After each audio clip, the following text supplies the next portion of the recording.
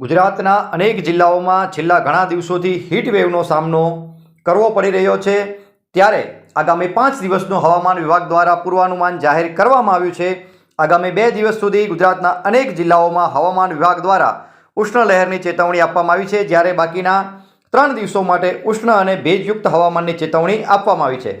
ચાલો આજે આપણે આજના હવામાન અંગે વાત કરીએ તો કચ્છ, મોરબી, સુરેન્દ્રનગર, બોટાદ, ભાવનગર, જૂનાગઢ, બનાસકાંઠા, પાટણ, મહેસાણા, સાબરકાંઠા, ગાંધીનગર, અમદાવાદ, ખેડા, આણંદ, વડોદરા, છોટાઉદેપુર, પંચમહાલ, દાહોદ, મહીસાગર, અરવલ્લી સહિતના જિલ્લાઓમાં આજે હવામાન વિભાગ દ્વારા ઓરેન્જ એલર્ટ આપવામાં આવ્યો છે, એટલે કે ઉષ્ણ લહેરની ચેતવણી આપવામાં આવી છે। આજના દિવસે ગુજરાતના અનેક જિલ્લાઓમાં હવામાન વિભાગ દ્વારા ઓરેન્જ એલર્ટ આપવામાં આવી છે। આવતીકાલના હવામાન એટલે કે 26 મેના રોજ હવામાન વિભાગ દ્વારા ગુજરાતના અનેક જિલ્લાઓમાં ઉષ્ણ લહેરની ચેતવણી આપવામાં આવી છે।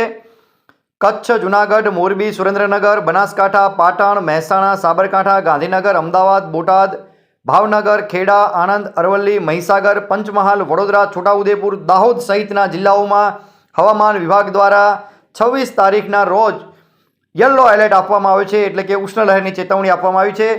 આગામી 27, 28 અને 29 મેના રોજ હવામાન વિભાગ દ્વારા ગુજરાતના વિવિધ જિલ્લાઓમાં ઉષ્ણ અને ભેજયુક્ત હવામાનની ચેતવણી આપવામાં આવેલી છે।